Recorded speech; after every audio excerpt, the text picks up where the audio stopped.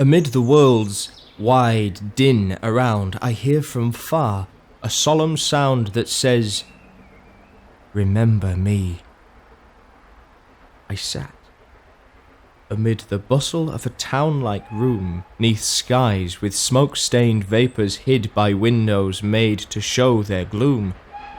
The desk that held my ledger book, beneath the thundering rattle, shook of engines passing by. The bustle of the approaching train was all I hoped to rouse the brain or startle apathy.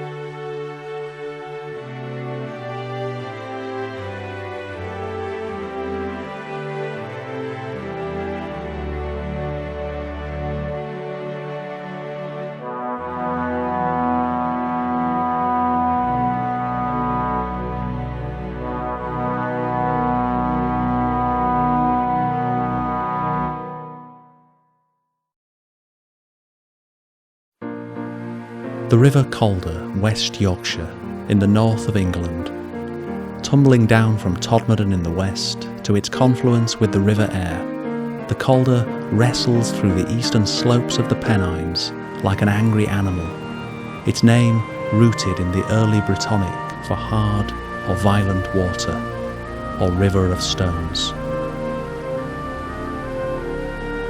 Formed on platforms of carboniferous rock, trimmed by advancing seas millions of years ago, the Calder Valley unfurls in its wake, an undulating quilt of hills and moors, heather, limestone, millstone grit, and tough, hardy sheep. Nestling between big cities to the east and west, the Pennine Hills to the south, and the cobbled streets and moorlands of Haworth, home of the Brontes, to the north, the valley enjoys a diversity of landscapes and small market towns, each with their own distinct communities, cultures, and identities. One of these towns is Sowerby Bridge.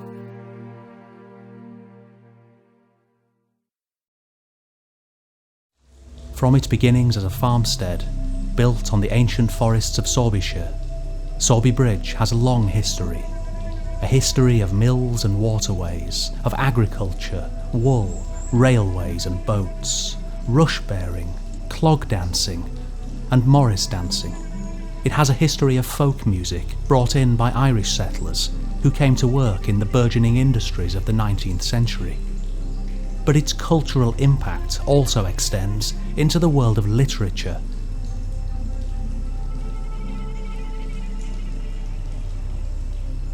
I'm Simon Zonenblick, a poet living in the Calder Valley, and I want to investigate one of the district's lesser-known literary links, and in doing so, discover some of the beauty and hidden history of the Calder Valley.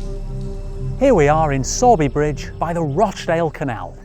Constructed in the late 18th and early 19th centuries, by the 1840s, the canal had become a very busy stretch of water, full of boats carrying cargo between Lancashire and Yorkshire. Today the Rochdale Canal is used for leisure, holidays and even homes, and it flows through the heart of the Calder Valley. The area is full of history, and some of the people who helped to create the valley's legacy and to make it what it is today are commemorated locally. One of the slightly lesser known aspects of this area's history is that in 1840 an aspiring young poet and painter from Haworth came to live here in Sowerby Bridge to take a job at the recently constructed railway station. His name was Branwell Bronte. The sad story of Branwell's eventual decline has been well documented, but I want to look at Branwell's many strengths and skills, and in particular the influence of the Calder Valley on his life and work, and on the legacy of Branwell Bronte in the Calder Valley.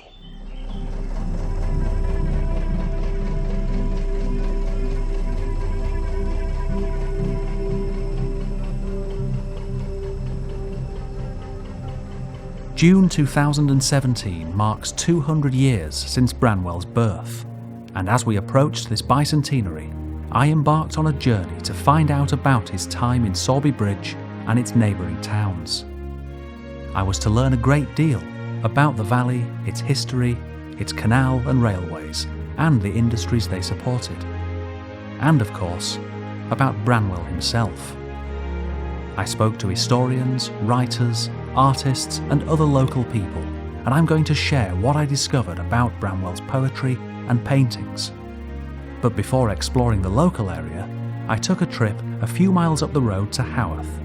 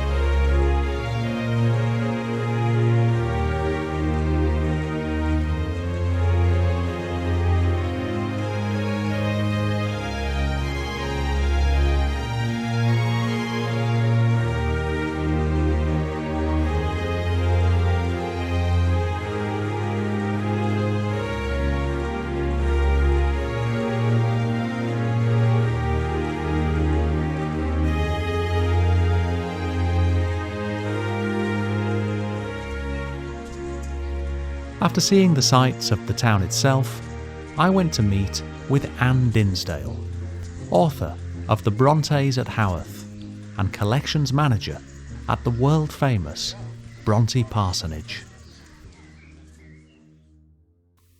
We met in the room which had once been Branwell's studio, surrounded by some of his paintings, and Anne told me how Branwell had come to live at the parsonage. Branwell's father, the Reverend Patrick Bronte, was born in Northern Ireland in very humble circumstances, and he recognised at a very early age that the only way he was going to advance in life was through education. We don't know how he scraped together an education initially, but by the age of 25 he was able to leave Ireland for good and become an undergraduate at St John's College, Cambridge, which was a huge social leap. He was ordained into the Church of England and held various curacies before arriving at Thornton near Bradford in 1815. By that time he was married and he had two daughters, Maria and Elizabeth. And while he was at Thornton, the four famous Bronte children were born. So Charlotte, Branwell, Emily and Anne. And then in 1820, Patrick Bronte was appointed to Haworth Church, and he arrived in the village to live at the parsonage, bringing his young family with him. And that's how Branwell came to live at Haworth Parsonage. His childhood here didn't get off to a good start. Within 18 months of the family's arrival in Haworth, Mrs. Bronte died, leaving Patrick Bronte a widower with 6 young children to bring up and educate. Then in 1825, Branwell's beloved eldest sisters, Maria and Elizabeth, died, aged just 11 and 10. And Branwell was here at the Parsonage and he witnessed their deaths and their funerals, which must have been a really traumatic event for all the children and Branwell in particular. But despite all those tragedies, I think it's true to say that their lives here, their early lives here, were quite happy. They were very close in age and they didn't need outside companionship. So they created intense imaginary worlds, which made their lives quite happy, I think. Patrick Bronte obviously felt he was the best placed person to educate his son, and so Branwell was taught at home and clearly felt by all the family to be brilliant.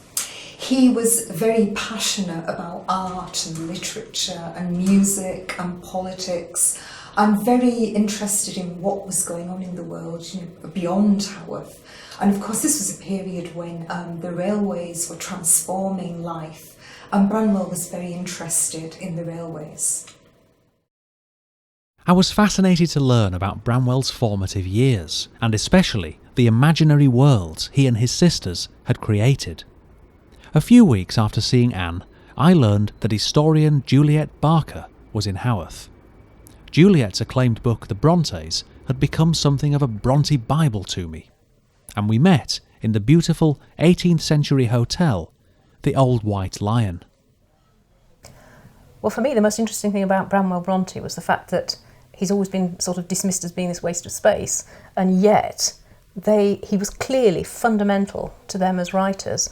And from the very beginning, as small children, the 4 of them, and in fact probably the 2 elder sisters as well while they were still alive, were constantly doing these imaginative games, playing together. They're all very close in age, very close in sympathy, and what they do is create these imaginary worlds that they all sorts of things. They have some that are based on Aesop's fables, they have some that are based on the idea of having giants that lived in the lands, and then the most famous ones of all, of course, are the toy soldiers, which belonged to Branwell, were given to him on his birthday by his father, a box of toy soldiers, and the girls all seize a toy soldier for themselves, and it becomes their character, their alter ego, and they write and build up stories around these. But the really important point is that because we know the Brontes dated everything when they wrote, and so we know from these early writings that Branwell is the one who's leading all the time. He's always the first in there with all the different experimentations, inventing these kingdoms. He's the one that first of all sets off with it being Glasstown, which is the kingdom that all 4 of them shared. And then they eventually split up into 2 working partnerships with Branwell and Charlotte founding Angria, which is a kingdom based off Glasstown, and Emily and Anne going off and founding Gondal. And what's really interesting about Angria is that Glasstown had been all Africa, and it was all full of magic, and it's run by the genii, the 4 genii. Angria is like Yorkshire. And what Branwell has done, and we know he's the one who's pushed it and who's invented it and pushed them into this different writing sphere, Angria is about Yorkshire. It's drawing on what they know about, what they see in their daily lives. And so it's a completely different take, and he's taking Charlotte, reluctantly, she protests all the way along the line, but he takes her out into what is eventually going to become her scenario for her own novels. And he also invented a number of very interesting characters within those imaginary worlds, like Mr. Rogue, who was a bit of a rogue himself. Rogue starts off as Death. Okay. He's a apostrophe S, Death. That sounds rather sinister. Yeah, and he turns into Rogue, and he has all these sort of incarnations, and he's like the evil spirit that runs right through it.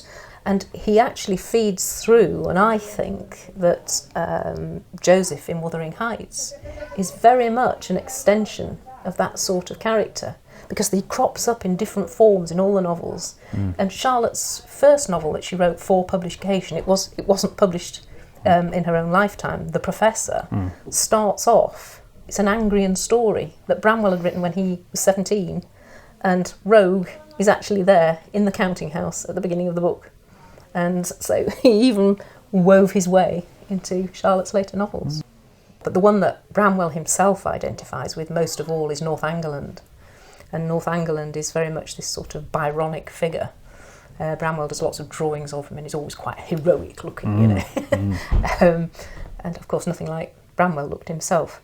But he is sort of like the rover and in Byron's poems. And he's very much a dramatic figure.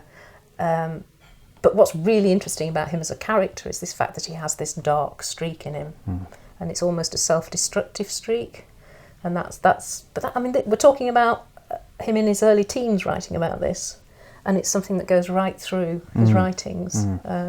And I think it's part of his character, really. For Branwell, the whole point about Northumberland is that he uses him as a pseudonym later on when he's writing his poems.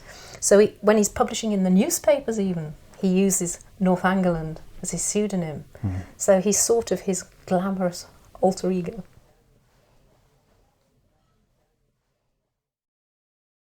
After abortive attempts at careers in tutoring and portrait painting, Branwell turned his professional attentions wholly to the railways.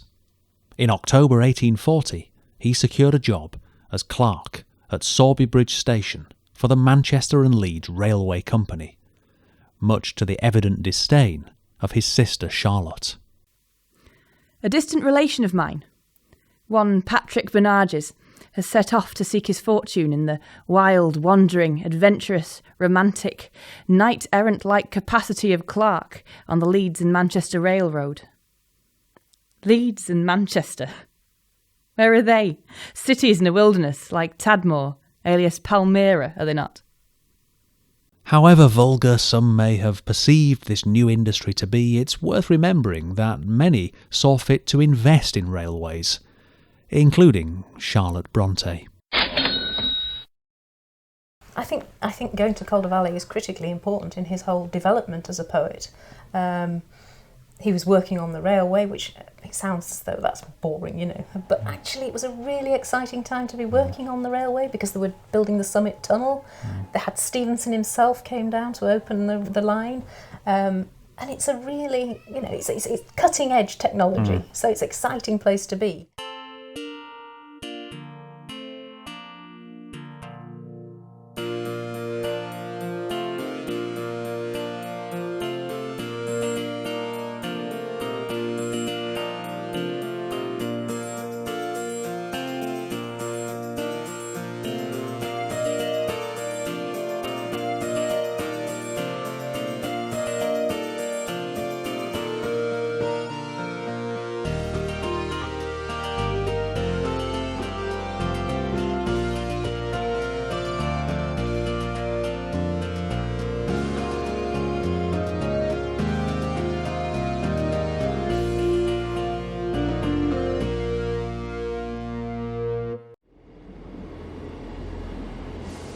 Those arriving in the town today are likely to be greeted by the lovely Brony Gardens on the grounds of Sowerby Bridge train station.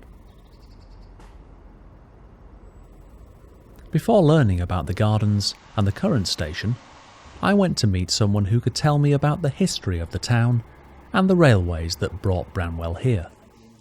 Local historian David Cant. Sowerby Bridge by 1840 was a growing town. You could even call it a boom town, really. It had started expanding in the 1770s with the development of the various inventions in the textile industry, and then the engineering industry to support that came along as well. And so you had the building of quite big mills in the town and lots of houses for the people who were working there as well. The population by the 1840s was several thousands. David explained just how big an impact the railways had had, making it possible, for example, to travel from Leeds to Manchester in just a couple of hours. Immediately you could travel from Sowerby Bridge to Leeds or Manchester 5 times faster than you could have travelled before. And in 1840 we have the coincidence of Branwell Bronte getting a job on the railway and coming to work in Sowerby Bridge. We have the publication of Bradshaw's Guides, and in October 1840 we have the grand opening of Sowerby Bridge Station.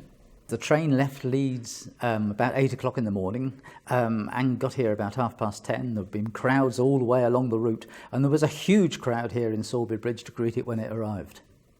They hopelessly underestimated the number of carriages they needed for the train. People were crowded onto it. They tried to kid people by putting other carriages behind the train, getting them into that and then leaving them behind. And when the train finally left and went into the tunnel, the people were hanging off the sides and sitting on the roof. So not terribly different to today's railway travel, really, David. I can imagine Branwell would have quite enjoyed those sorts of scenes. David, as an historian, you've led many guided walks around this area. Have you found that the reputation of Branwell Bronte tends to go before him? Well, yes, particularly the Victorian kind of image, the image the Victorians gave of him, of someone a drunkard, someone who was not in control of his facilities, someone who was hopeless, really, at keeping himself together. But I think in Sowerby Bridge, certainly, he was in close contact with his artistic friends in Halifax, and I think he was well in control of his life, and he would meet up with people and particularly go for walks and enjoying the local nature, the countryside around, and looking at the geology of the countryside around. A stone's throw from the library, the town's eponymous bridge straddles the Calder and leads back to the railway station, where I went for a drink at the Jubilee Refreshment Rooms, owned by brothers Andrew and Chris Wright.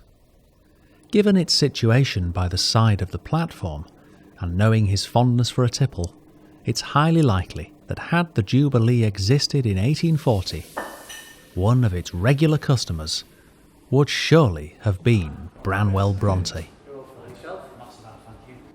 The name, the Jubilee Refreshment Rooms, comes from one of the types of engines. It was a class of engine that used to be synonymous with the Calder Valley, on passenger, mixed freights, that type of thing.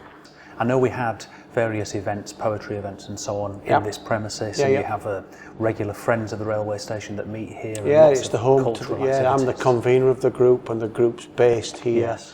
And we have a regular monthly transport event, which can be anything from buses to trains to aeroplanes, anything transport related. 2 years ago, the Friends group commissioned the Brony Garden, and that was really stoked by the interest of tourists coming to this station. And all the floral displays in there are mentioned in the Bronte novels. So if you search through all the Bronte novels, you will find the bluebell, the strawberry, the heather, and they're all across there now, and that garden's now been commissioned. And we were lucky enough last week at York Racecourse, in conjunction with Yorkshire in Bloom, to win a tourism award. Yes, of course. Do you have much of an opinion on Branwell? Did you know about him before you started? I know very little. Possibly a gambler, certainly quite a heavy drinking, hard living chap, but also a very talented man as well. He does seem to always have become the forgotten child of the family, really. I suspect with Dad being, a man of the cloth, he was fairly embarrassed about son, So, he's become fairly invisible, really. Or the black sheep of the... Yes, I think so. I think that's a good word to use, yeah. Because I do think, obviously, with Dad being in the cloth, he would have been frowned upon. It would be probably a bit of embarrassment to the family. Yeah. It's easy to see why Chris comes to this assumption. Although Branwell's duties at the station seem to have got off to a good start, over time, he appears to have been lured from his desk by a negligent boss, encouraging afternoon drinking bouts in local pubs. Chris, do you think there'd been much appetite locally for people to learn about Branwell Bronte? Yeah, because a lot of it's rumour. A lot of it's rumour and conjecture over 150 years, you know, and it really needs putting to rest exactly what this man was about. And hopefully your programme will shed some light on that mystery.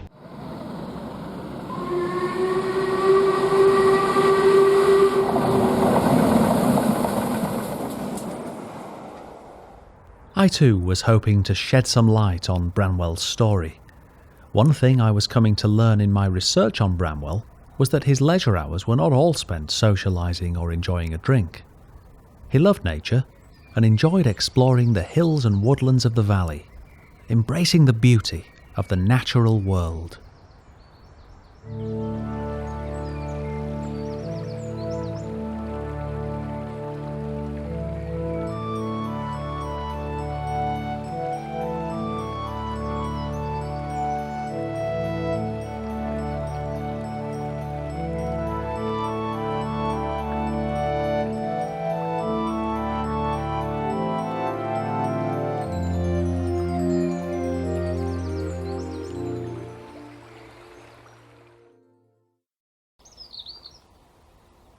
I too enjoy walking around the Calder Valley, and was very happy to do so with someone else who has spent a great deal of time researching and writing about Branwell. Actor and writer Caroline Lamb runs Salford-based theatre company Dangerous to Know, who in 2015 staged her play The Dissolution of Percy, which addresses the trials and tribulations of Branwell's life.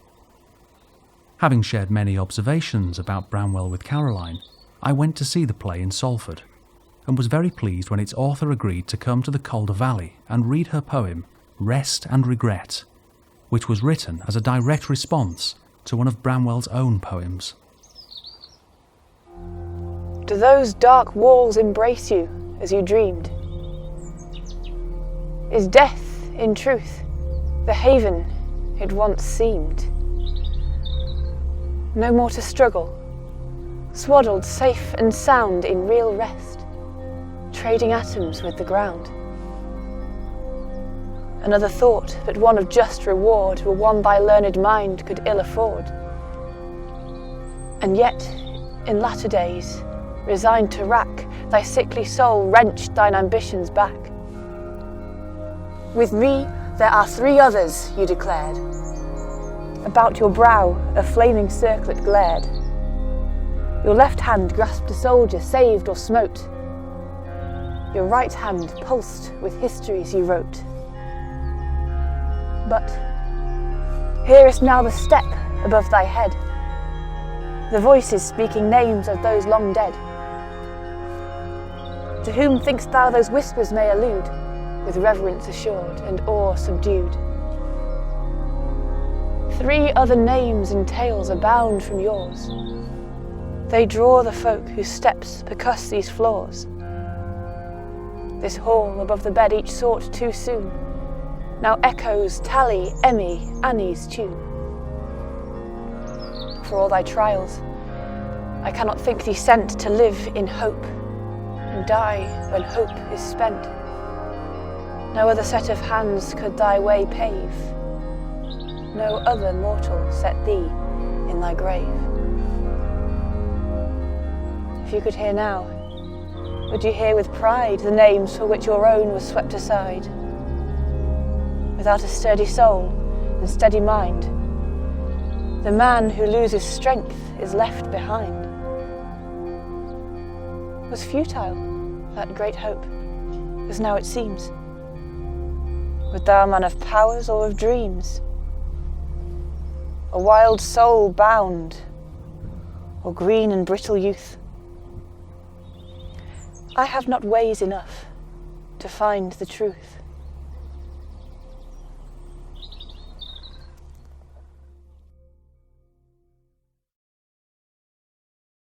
Shortly afterwards, I invited Caroline back to the valley to visit the Square Chapel Theatre, located in an 18th century chapel in the area of Halifax where Branwell was known to have socialised with his literary and artistic friends.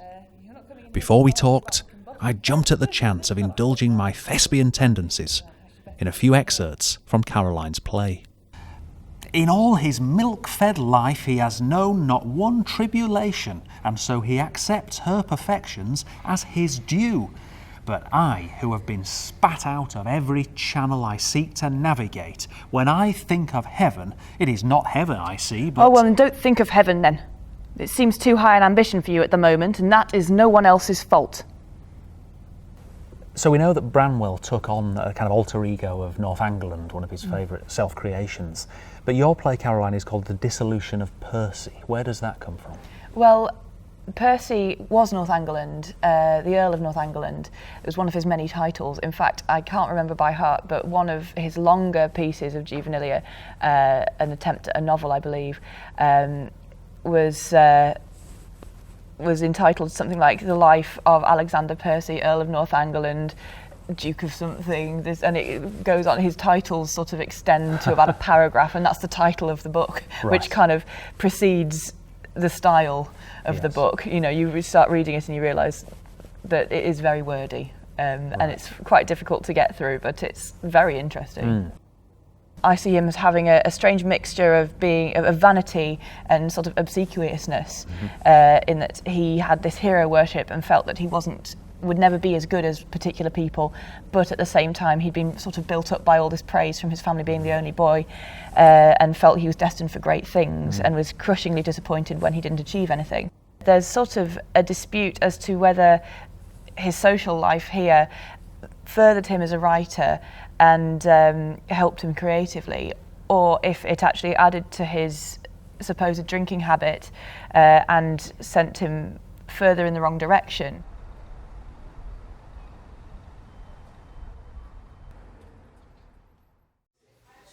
Another performer whose work has been influenced by Branwell Bronte is Halifax-based performance poet Genevieve Walsh. If Branwell were living in the valley today when he wasn't enjoying the local scenery, I'm sure he would have been a regular performer at Genevieve's eclectic night, Spoken Weird. In 2013, Genevieve was asked by the Bronte Parsonage to write a poem about Branwell.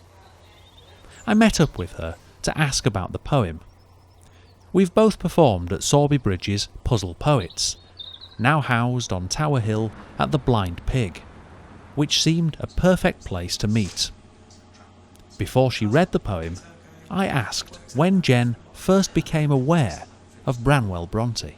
Well, I've been aware of his existence ever since I studied the Brontes at school at about 16, just like everybody else. But I don't think I really showed any interest in him as a person and a poet until I visited the Bronte Parsonage. I actually saw some of his possessions, some of his chair in particular, hence why I wrote the poem about it. Made me get a sort of tangible feel for what he was like, and so I ended up doing my research into him, because before that he'd felt like a sort of afterthought rather than a person.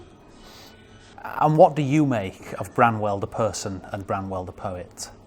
Well, as a poet, I would say his work was great. It wouldn't seem out of place on a modern lyric sheet.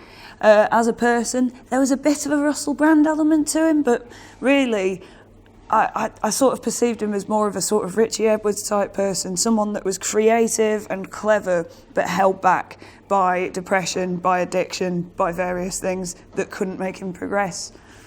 Are there any of Branwell's poems that you've particularly enjoyed reading? There are. I'll pick one out for you now, actually. This poem is...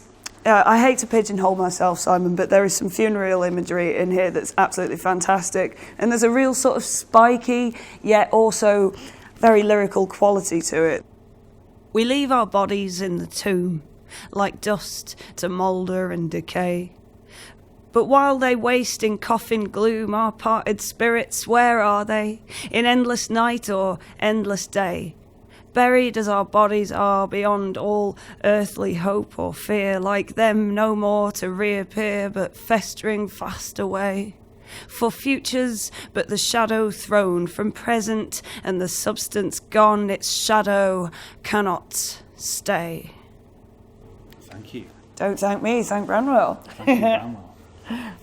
Having always enjoyed Jen's poetry, I was naturally interested when she told me about the poem she had written about Branwell, and I wondered if she had enjoyed writing it. I did, and it was displayed near his chair in the parsonage as well, which was fantastic. It was all part of a project between Ilkley Young Writers and Hebden Young Writers, for whom I've been tutor for several years.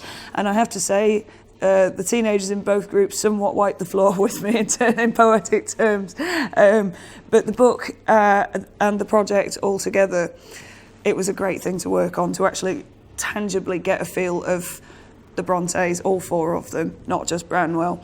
This chair in particular had a sort of real shipwreck-like quality to it, in that obviously he's not used or inhabited this chair for over 100 years, but you've still got this real sort of sense of sadness. You can almost sort of taste the sort of loneliness in the air around it, and that's what compelled me to write about Branwell and this chair.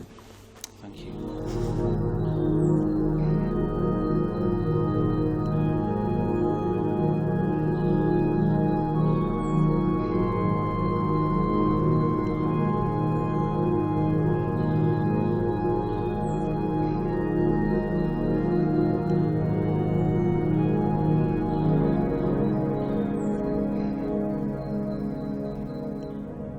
At the black sheep's table, my angles are overshadowed.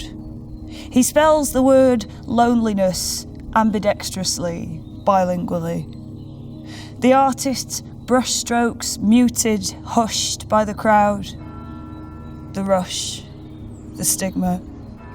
The portrait remains 3/4 complete. Solitude drips nightly from my corners. Upon me sits defeat.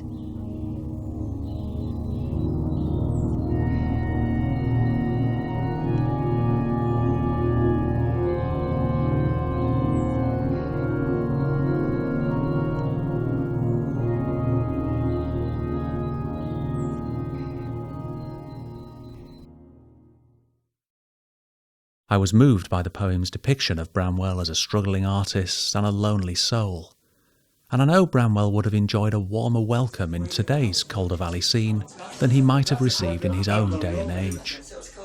I think he would have been popular at Spoken Weird, just like one of its former guest poets, Steve Nash, Calder Valley writer and winner of the 2014 Saboteur Award for Best Spoken Word Performer.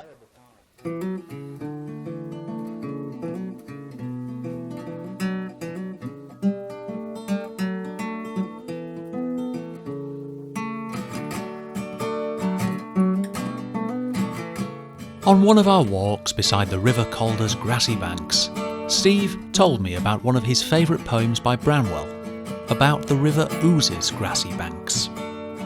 I wondered why he had chosen to focus on this poem in particular. Well, I suppose it comes from spending so much time living in York and forever being in some state of romantic woe over some young lady, and so when I read the poem and realised what it was about, or at least what I thought it was about, to me at least, the idea of sitting on the Ouse's grassy banks and mourning a lost relationship, it chimed with me. On Ouse's grassy banks last Whitsuntide, I sat with fears and pleasures in my soul, commingled as it roamed without control. I think it's a really strange poem, and it's a really intricate poem, because on first reading it feels a little as though the rhythm might be off at a certain point. There's a definite change in the poem.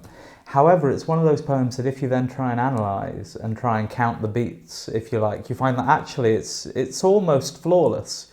So it should work, but there's something about the way it starts to meander in the second half that doesn't quite fit in the mouth right, if you like. But I admire that in the way that it feels like his mind sort of gets carried off along with the waves that he's talking about toward the Humber. I think that suits the poem really nicely.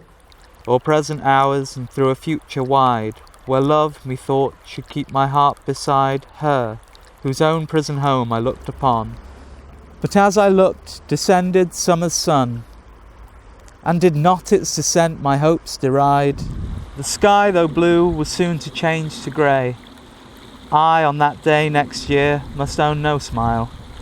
And as those waves to Humber far away were gliding, so though that hour might beguile my hopes, they too to woe's far deeper sea roll past the shores of joy's now dim and distant isle.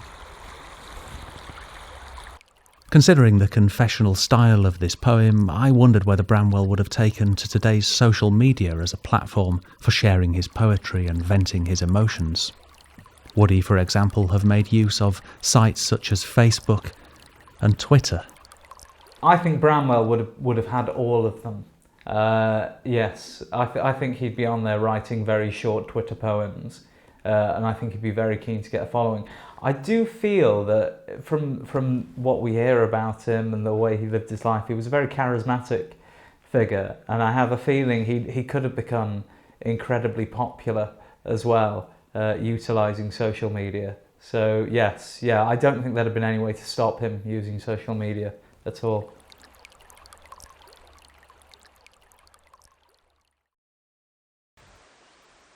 The twilight hour appears.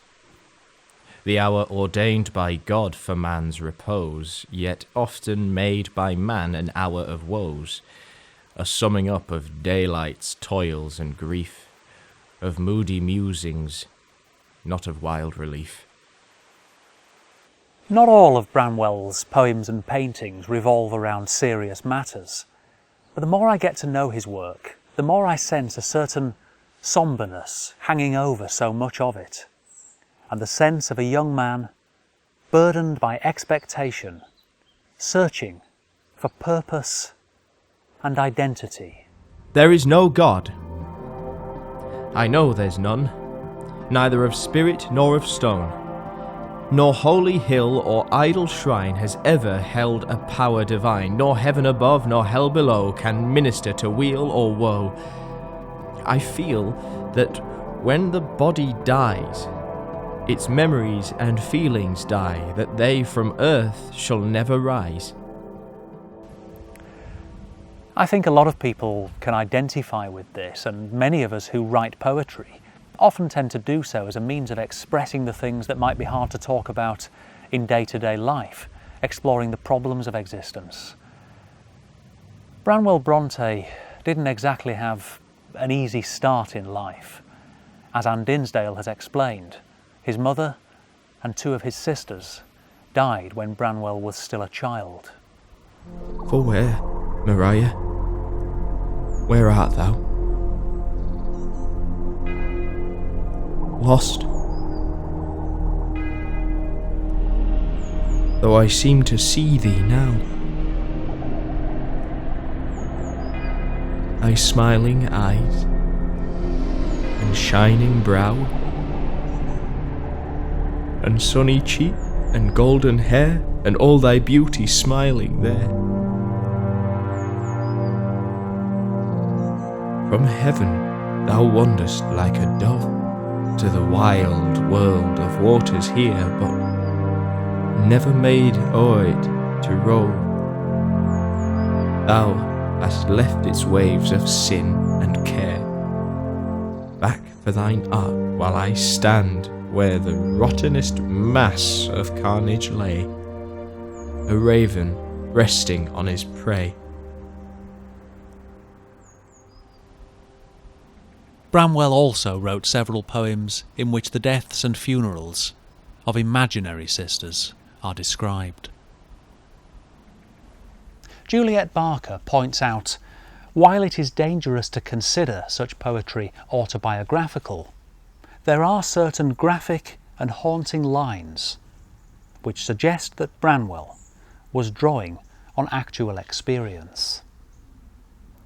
All else seems blank, the morning march, the proud parade of woe, the passage 'neath the churchyard arch, the crowd that met the show. My place or thoughts amid the train I strive to recollect in vain. I could not think or see, I cared not whither I was born, and only felt that death had torn my Caroline away from me. Long years have never worn away the unnatural strangeness of that day.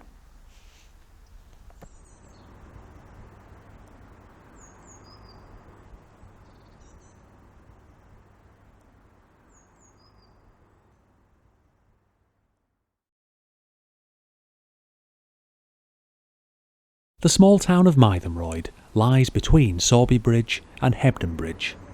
As poet-in-residence at the Blue Teapot Vegetarian Cafe, I've organised many literary events. Welcome to the first evening of poetry at the Blue Teapot, including a celebration of the Calder Valley legacies of Ted Hughes and Sylvia Plath, two poets known for the intensity of their creativity and personalities.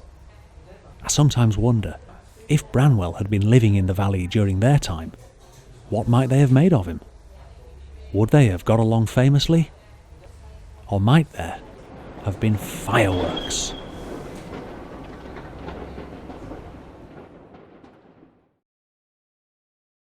Branwell's ambitions focused on his paintings as well as his poetry.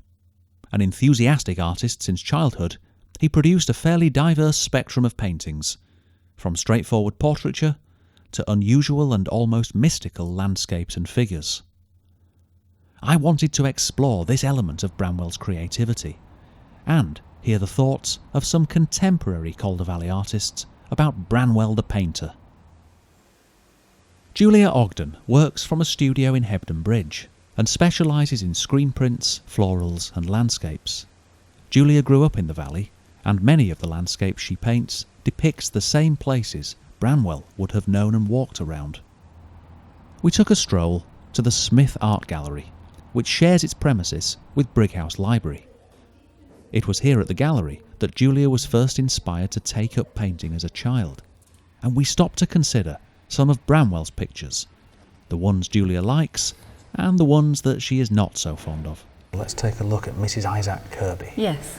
One of Branwell's greatest hits. Yeah, so that's a different look, isn't it? She's it's not very flattering portrait, I wouldn't say. The expression's not very nice. It's a bit like a caricature of her, I think. Yeah, she looks very sour, doesn't she? Yeah, and almost I think the headdress makes her look a bit comical as well. So it's definitely trying to insult, isn't it? Well, he goes on to say in a letter to a friend, Mrs. Kirby's name is an eyesore to me. Yeah. How can I come paddling to Bradford in order to varnish her portraits? I would give the amount contained in this letter, or twice it, to silence her chattering.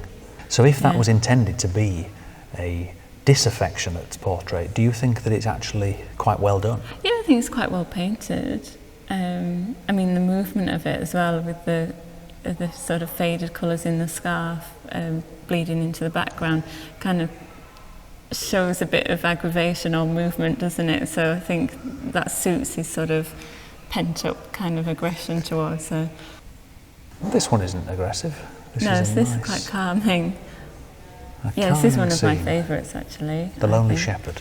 Yeah, it's a lovely light in it, and quite relaxing. The shepherd's got his back to you, so you can just sort of put whatever you want onto that, can't you, of who he is and everything. So I think sometimes that's more calming, isn't it, than having a full portrait. So I'm not keen on this one. I don't think it's badly painted, but I think it's a bit scary looking, that's all. It's eerie, isn't it? Yeah, this it one? is. So how did he do this one then? Oil on panel, what does that mean? So instead of using canvas, which is kind of softened fabric, he's done it on a hard board, which is quite, you can get good effects with that and scrape your paint and that kind of thing. So it's a different kind of feel. So maybe in the background he's got a bit more texture, perhaps, from that. It's meant to be the Lincolnshire link boy, sort of late at night, out on a country lane or something. You'd probably feel quite afraid if you came across that character. Yeah, I think so. Like a hobgoblin or something. Horse with rider. I like the face of the horse. Yeah, it's quite illustrative, I think. It's more friendly than his other paintings, possibly. So the description says it demonstrates that he was still learning, crudely painted, not yet mastered the technique of using oils. Oil on canvas. So if this was one of your students and I said to you, here's my latest piece of work, how would you advise me? What would you say? Yeah, I would. I mean, I think the background's done quite subtly and nicely, but yeah, it does become more crude on the animal. So I think it's just looking at proportion again and features to make it more lifelike. There are some nice sort of hints of light and the smooth coat of the horse. So yeah, he is developing it, isn't he? But not as much as he's done in the background, where it looks more natural. The adoration of the shepherds, very different sort of picture. Yeah, this is more like his more grand ones where they're depicting a scene and it's more complex, isn't it? Much more complex and much more accomplished, actually, painting, I think. I love the light on Mary's face and on the crib. Yeah, it sort of highlights that they're the most important ones in the painting. So it's a copy of a 17th century Italian painting, and it's oil on metal. Oh, right. Have you ever painted on metal before? I haven't, but I have seen people do that. It does give it a sort of maybe clearer, brighter look, I think. Okay. So it's interesting. He sometimes seems to be much more accomplished when he copies, I think, in a way. So, yeah. William Thomas, a rather noble-looking man. Yes, it's painted quite nicely, I think. It seems like Branwell liked his subject here. He's taken time on the background and put lots of light within the clothes. It's nicely done. A lot of his backgrounds are quite fiery, I think. And they seem to bear no relation to the situation of the subject.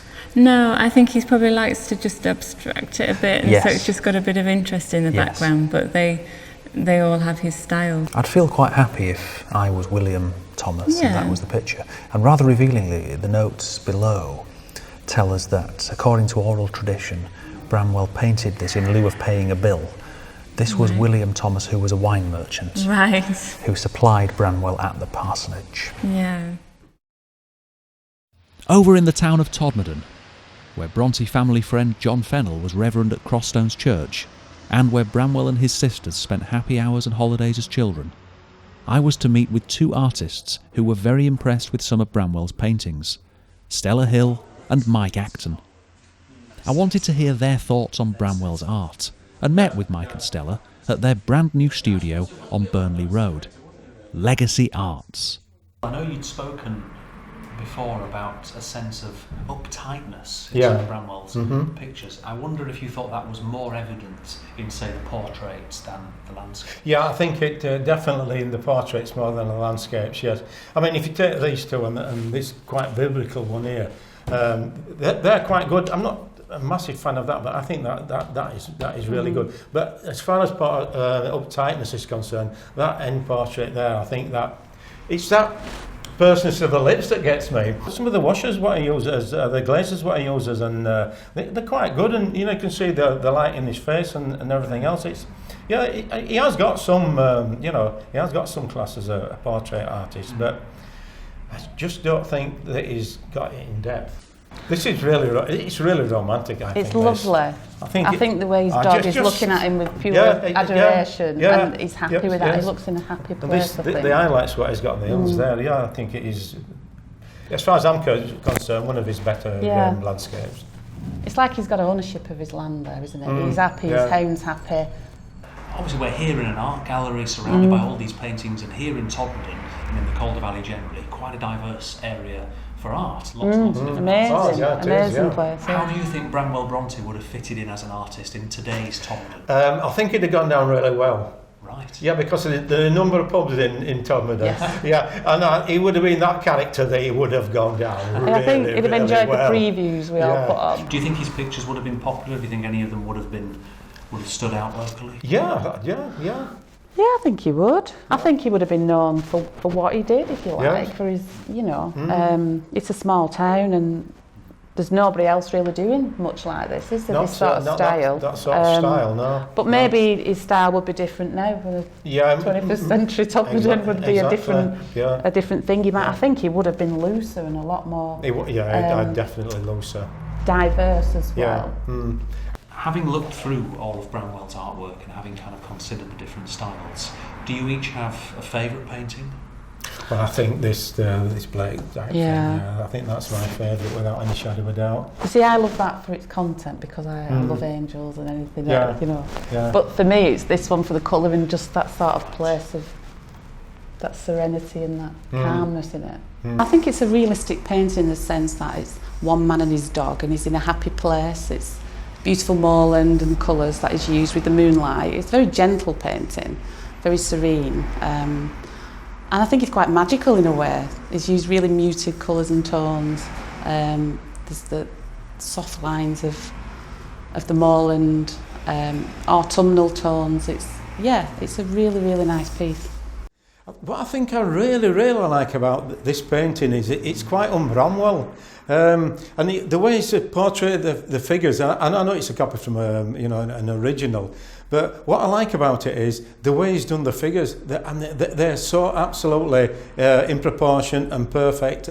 I just think that is really well accomplished. I think if he'd have carried on in that vein, he would really have made it and not sort of languished after a year working in Bradford.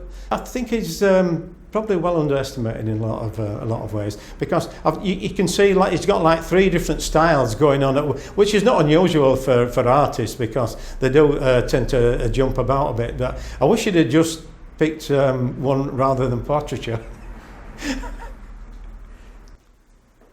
Mike has been so impressed by Branwell that he was moved to create a new painting inspired by his work and life. It's just it's the colours of the moorland that always inspire me, and I think they must have inspired Branwell as well. These trees here just represent hawthorn trees to me, because there can be a lot of different colours in a lot of the different seasons. But when we're thinking about Branwell and reading about him, I just thought it was probably more appropriate to his state of mind in a lot of ways, to get a lot of red and oranges.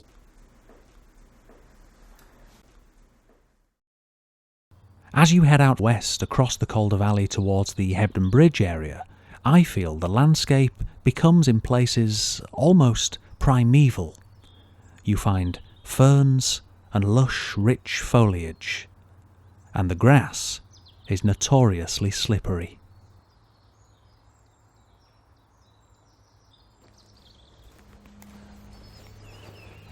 Oh, goodness me, look at this. Obviously a barn of some kind that was probably here in Branwell's time. No doubt he will have come across this place when he was out on his country walks around here. I'm tempted to take a look inside.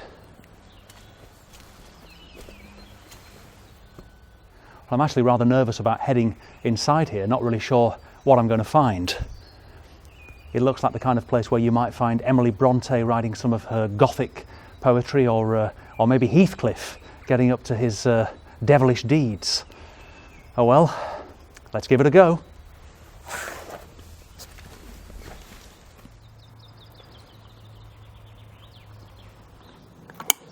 Well, I think I might have found my second home. This is certainly a very lovely part of the world, and I can easily see why Branwell Bronte, and anybody else for that matter, would have enjoyed walking around here.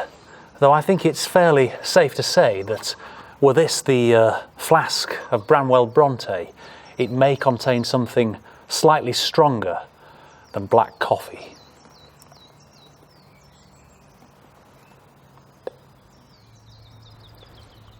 According to Juliet Barker, one of Branwell's friends was the poet William Heaton.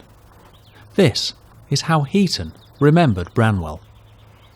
I shall never forget his love for the sublime and beautiful works of nature, nor how he would tell of the lovely flowers and rare plants he had observed by mountain stream and woodland rill. All these had excellencies for him, and I have often heard him dilate on the sweet strains of the nightingale and on the thoughts that bewitched him the first time he heard one.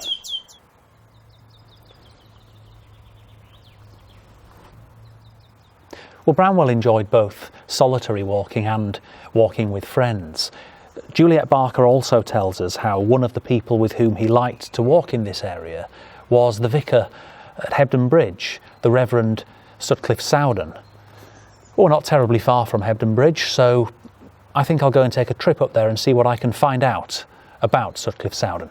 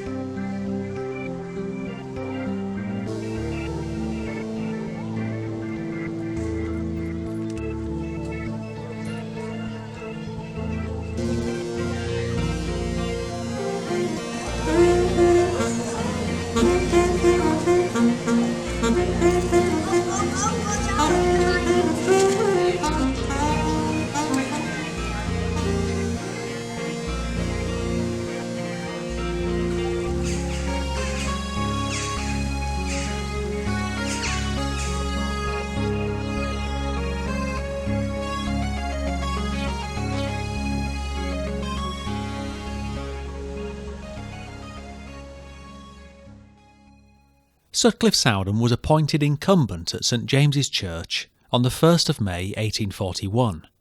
I was shown around the church by Diana Monaghan, who showed me the Bible given to Sutcliffe Sowden by the Sunday school.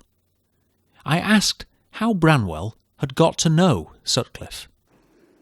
It was probably through his job. Sutcliffe Sowden got the job of curate at Crossstones Church, and Crossstones Church was looked after by Reverend Fennell, who was related to the Brontes. And they were about the same age, and Branwell Bronte had just got the job at Luddenden Foot Station in 1840, and Sutcliffe Sowden had got his job in 1839. And so they would have probably met each other by using the railway line to meet up and enjoy walks. They both liked geology and nature, and they would have probably had a great time walking over the hillside here. So no doubt a good example for Branwell. Well, possibly not, because, you know, the young men, they like good company and possibly a lot of wine. In fact, it may be wine that led to Mr. Sutcliffe Sowden's downfall when he drowned in 1861. Mr. Sowden either stumbled and fell into the water or was seized with a fit of dizziness. So he probably had a good night with Mr. Binns at Mulcher Hall and was probably a little bit worse for the wear when he was walking home. Diana showed me the font dedicated to Sutcliffe Sowden and the stained glass window donated to the church in his memory by his sisters. She also told me that Sowden is buried in the graveyard outside. This small gravestone is Sutcliffe Sowden's grave, and it also contains his sisters, Eliza Sowden and Mary, and his brother George, who took over from him when he drowned. If you look at the hillside over there and imagine less trees, which would have been the case in Sutcliffe's time, the hillside would have been absolutely covered with masses of people watching the funeral, which was conducted by his friend Arthur Bell Nichols. The name of Arthur Bell Nichols would, of course, assume a certain notoriety in Bronte circles. Arthur was to marry Charlotte Bronte, and, no great fan of Branwell's, is blamed by some for helping to obscure his reputation.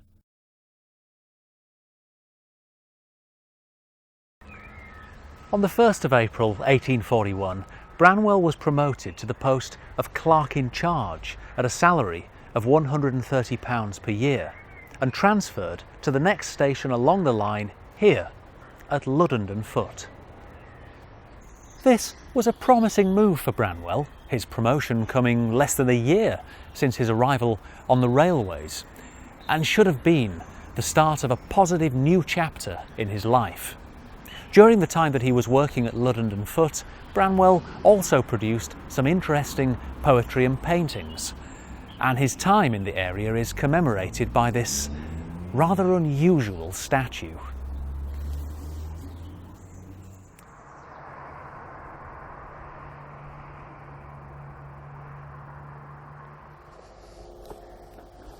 Branwell's poetry of this period is by turns philosophical and autobiographical, and though at times veering towards the self-critical, seems to me to be nonetheless defined by a kind of fundamentally positive spirit. Juliet Barker observes, Branwell's poems written at Luddenden Foot were charged with ambition, energy and optimism. Though Charlotte's evident scorn at the lowliness of his position may have stung his pride, Branwell felt that his present, comparatively humble station in life was no impediment to future greatness. The voice of ambition continued to call. Here I am standing lonely neath the shade of quiet trees that scarce can catch a single breath of this sweet evening breeze, and nothing in the twilight sky except its veil of clouds on high, all sleeping, calm and grey, and nothing on the summer gale but the sweet trumpet's solemn wail, slow sounding far away. That the strange, uncertain sound scarce heard, yet heard by all, a trembling through the summer ground, a murmuring round the wall. I wanted to know more about Branwell's time in the Luddenden area, so I met up again with David Cant, who happens to live locally. David and I went for a drink at the historic pub, the Lord Nelson, where Branwell often socialised with many of his artistic friends, most of whom were members of the Luddenden Reading Society. Before talking with David, I met Jessica, current landlady of the Lord Nelson. I asked what she had heard of Branwell before taking over at the pub. Mostly just heard that he liked to drink. I know he had hung out at a couple places, I think in Haworth, but I didn't know he was around here at all. Right, okay. And have you found out much more about him that's contradicted or maybe reaffirmed that reputation? Well, the local book that we've read about here, it says a little bit more. It says a lot more about him coming here to read and just, I guess he was only here for a little while, a couple of years or... So he came here to read because, of course, you had the first lending library and writings upstairs. So I wonder if he would have been amongst your regular customers today. It'd be interesting. I think there's a few who are, in his spirit. Oh, right. Maybe we'll get to meet them. Rather appropriately, David, we're sitting here in the room in which Branwell probably would have done most of his drinking, underneath a nice photograph of Haworth Station. Oh, yes. Ha! How good. So, am I right then in assuming that this would have been the room in which the actual drinking took place? Yeah, I think as far as we know that this was one of the pub rooms. Branwell was obviously quite a young man in those days, fond of a drink. Juliet Barker refers to Branwell's time here and says that it wasn't the case that Branwell was continually in bad company, but there were incidents to suggest that he was occasionally quarrelsome, and Branwell himself describes a quarrel and even a bit of wrestling with another person that he drank here with. I mean, he was 22 years old, and why not? I think it's the kind of activity that 22-year-olds get up to, isn't it? True. And if they'd had a drink or two, then maybe not surprising. Right. Okay. And we also know a little bit about some of the people that he used to drink here with. Juliet refers to several poets and also several local businessmen, including George Thompson, a Luddenden corn dealer. Yes, I think he ran the corn mill as well, I think, anyway, which is in the village. And the remains of it are still there. The mill pond is still there, and the mill stone and the lintel from the door was set up by the Conservation Society when they rescued them. Of course. That kind of thing, yeah. We do know the names of several local poets and artists and so on with whom Branwell also drank here, such as that's right. Dearden and so on. Yeah. And I know you've got a list of various other. Yeah, it's quite interesting to find out where, the kind of people he was involved with. We've mentioned Dearden, and who was also a teacher at the Morley Grammar School, which is still there on the main Burnley Road, although the buildings are still there anyway. And he lived at the Hollins, and then there's several others. There's this chap John Frobisher. Oh, the organist of Halifax. That's right, yeah. So Frobisher himself would have drunk here in I think so, yeah. I think it seems likely that they used to come here. Right. And then there's an artist, and landscape artist called John Wilson Anderson. And then the chap who's called the Airedale poet, John Nicholson, as well. It seems to be a little unrealistic then to imagine that Branwell was totally debauched.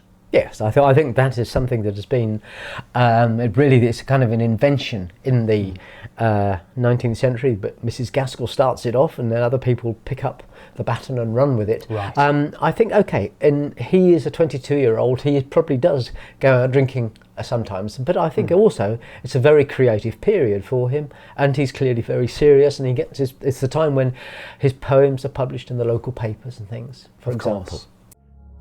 Thou holdest thy throne fixed, and alone in the vast concave of the nightly sky. Kingdoms and states may droop and fail, nor ever still abide. The mighty moon may wax and wane, but thou dost silent there remain, an everlasting guide. On the way out of the pub, I was ambushed by two locals who roped me into further infernal adventures. What do you know about Branwell, Bronte? Very little apart from he used to come in here, boozing. But I know there was station master at Luddenden Foot, and then he'd make his way up the Pony and Trap, and he'd call in here, a few scoops, and then into his Pony and Trap, and that just took him home. Right. All the way to Haworth. Right. Does he have much of a reputation around here? You mentioned drinking and... Yeah, it's a bad one. Yeah. he's a bit of a boy. Yeah. So, bearing in mind this reputation, these stories, the laudanum drinking, I think he would have fitted in pretty well with today's regulars at Lord Nelson. Certainly. He certainly would, Right. yeah. Following our afternoon at the Lord Nelson, like many notorious hellraisers before us, David and I ended up at the Luddenden lockups. And these are the village lockups, and you notice you've got two doorways, one with Worley on top of it and one with Midgley on top of it. And that's because Luddenden is split by the Luddenden Brook, and one part of it's in Midgley Township and the other is in Worley Township. Okay, so stragglers coming out of the Lord Nelson, a bit too much to drink, a bit of quarrelling or whatever, may well have found themselves being chucked in here for the rest of the weekend. That's the idea. You know, I can't help wondering, David, whether after a few drinks at the Lord Nelson, old Branwell himself might not have found himself chucked into these cells. Yeah, oh dear. Could be. Maybe we should head off before we meet the same fate. Absolutely.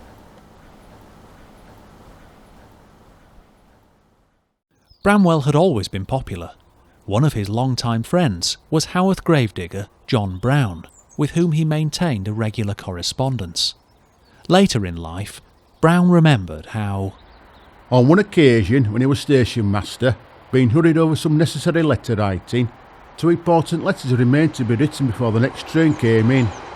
The train was in sight, so Branwell, taking 2 sheets of paper and 2 pens, sat down and wrote 2 letters at the same time, on 2 entirely different subjects. Branwell was known to have replicated this trick in pubs, writing his name in Greek and Latin with both hands at the same time.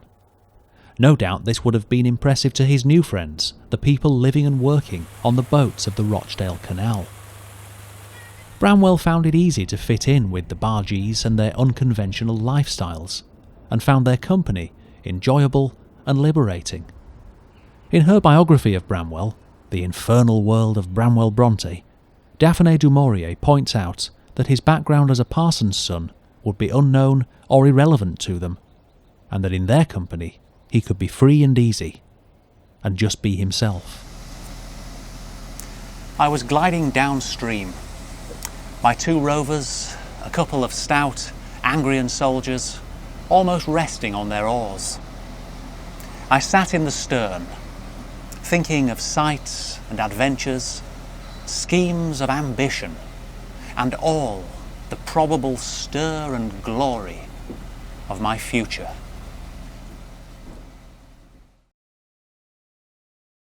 Branwell was drawn to the cultural circles of Halifax, a town with a great musical, literary and artistic reputation. John Frobisher, the organist at Halifax Parish Church, organised prestigious concerts. There were regular lectures in the town, and a newly refurbished and reorganised Halifax Theatre opened in December 1840. For Branwell, the fact that there were all these poets and artists and sculptors all in the Halifax circles, and he's on a weekly, if not daily basis, he's moving in these circles, and they're all encouraging him. People like John Nicholson and all these other poets are all saying, you know, this is good stuff, and they read his work, they critique his work, and he's part of a circle that's outside the immediate family. Before, it's always just been his family, and they tend to be, you know, all adoring. Of course, everything he does is really good, but for the first time he's getting endorsement from outside the family. So it's really important to him. And I think the very fact that he has access to books that he wouldn't have had access to before as well is very important. And of course, it's when he starts to get published as a poet.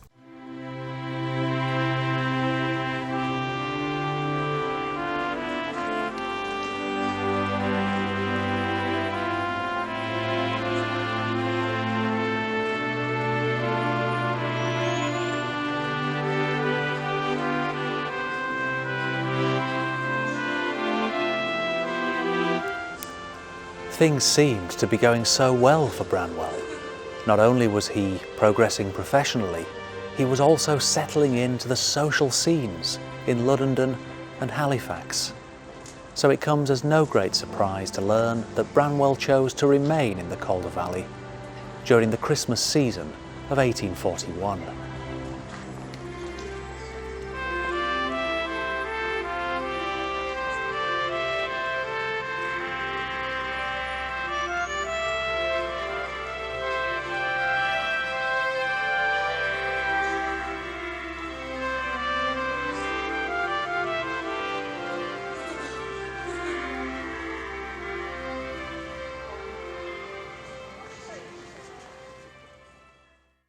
By the early spring of 1842, Branwell's fortunes could hardly have seemed better. Here he was, 24 years old, recently promoted and enjoying sustained professional success. As a published poet and increasingly confident painter, life in the Calder Valley was going well for Branwell, and at last it must have seemed that he was living a life that would make his family proud of him. It was, therefore, to quote Juliet Barker, a severe blow to Branwell's self-esteem when he found himself unable to explain a shortfall in the company's accounts of £11, 1 shilling and 7pence. Branwell's career was now hanging in the balance, and his life could have gone in one of two separate directions.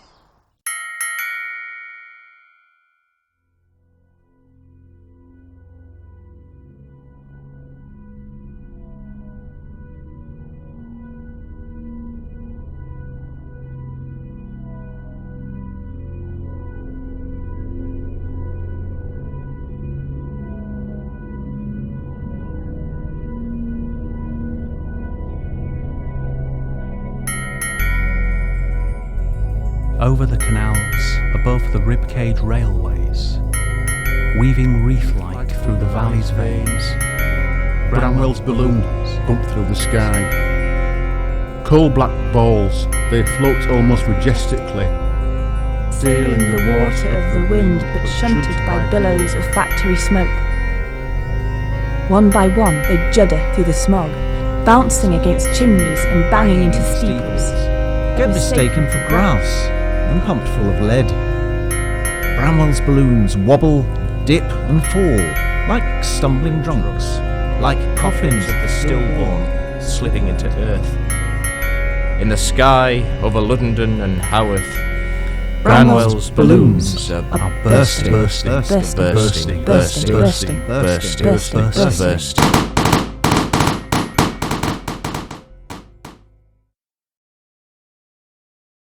As Juliet points out, the Manchester and Leeds Railway Company were famously quick to take legal action against any employee even suspected of breaking the law. No such action was taken against Branwell, but it was alleged that he had failed to keep up with the paperwork, and the sum was deducted from his salary.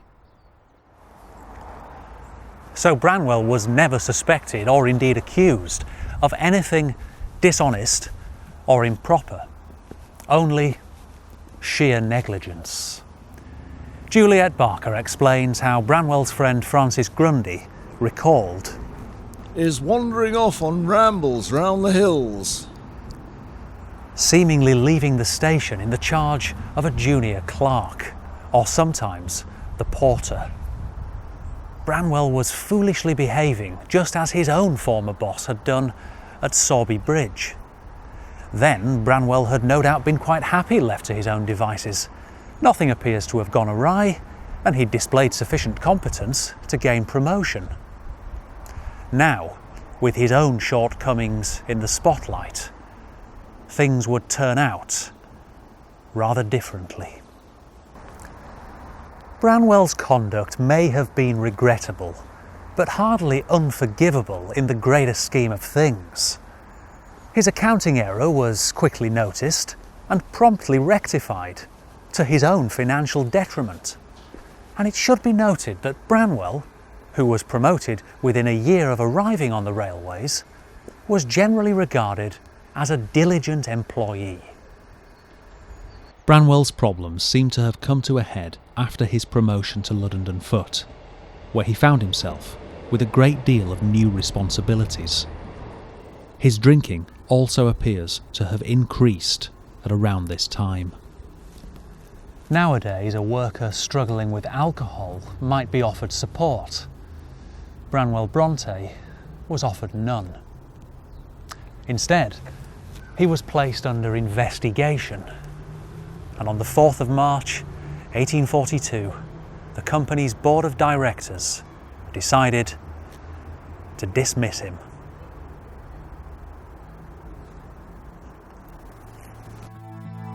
Throughout their years of operations, the Manchester and Leeds Railway Company never even bothered to produce so much as a single report into the numbers of workers killed in the constructions of their lines.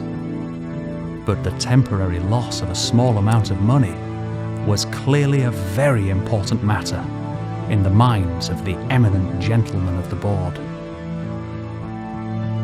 But there was a glimmer of hope. Juliet Barker describes how many of the district's mill owners and merchants got up a petition to demand that he be reinstated, a measure of Branwell's great popularity.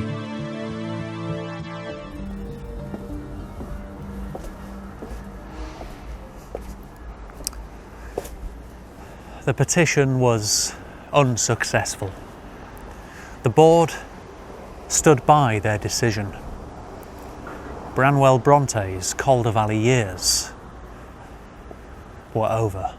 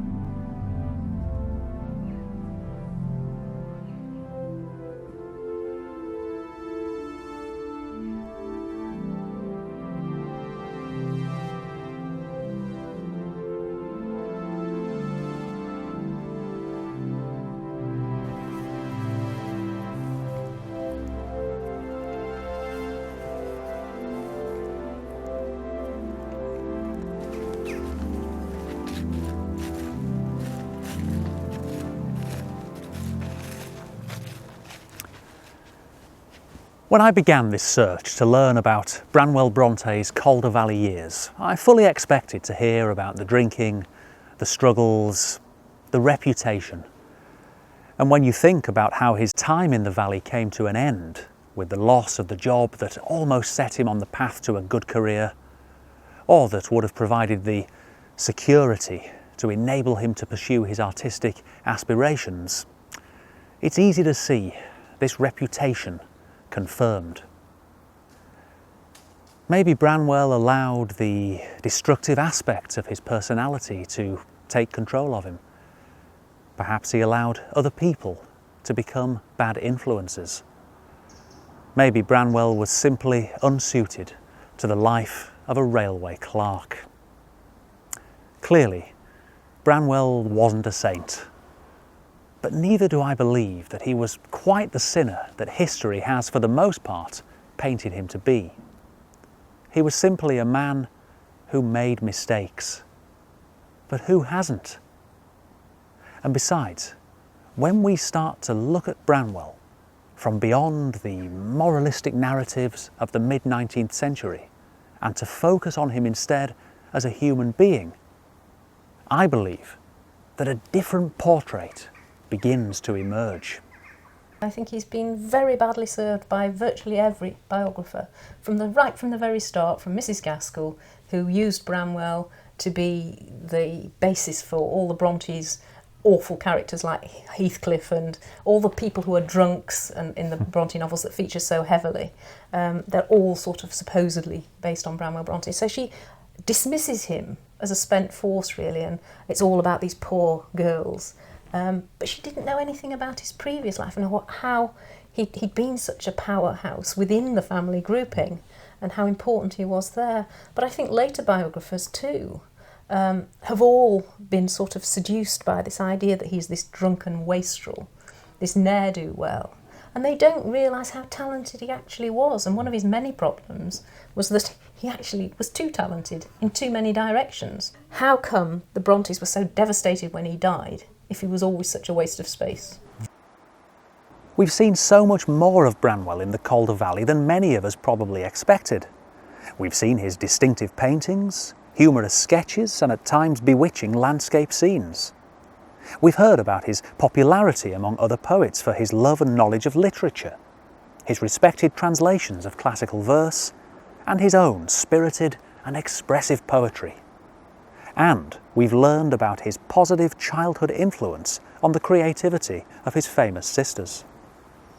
What has also become clear is that Branwell was regarded highly by many of his peers, those who found him funny and intelligent, and those who remembered him as a keen student of the natural world, friendly, thoughtful, and good-natured. All of these things surely make the legacy of Branwell Bronte's Calder Valley years something for the area to be proud of.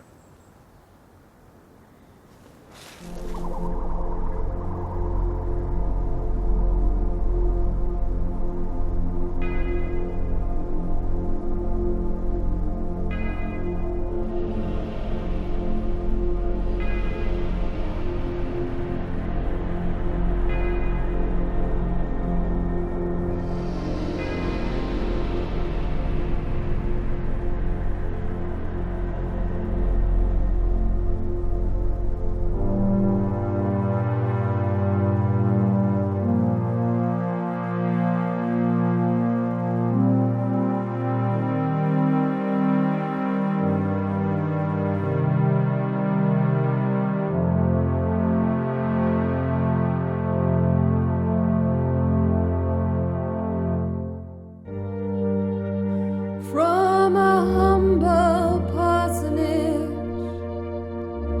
to a working town that still plays host to the echoed sigh of Branwell's ghost on the streets of Sowerby Bridge.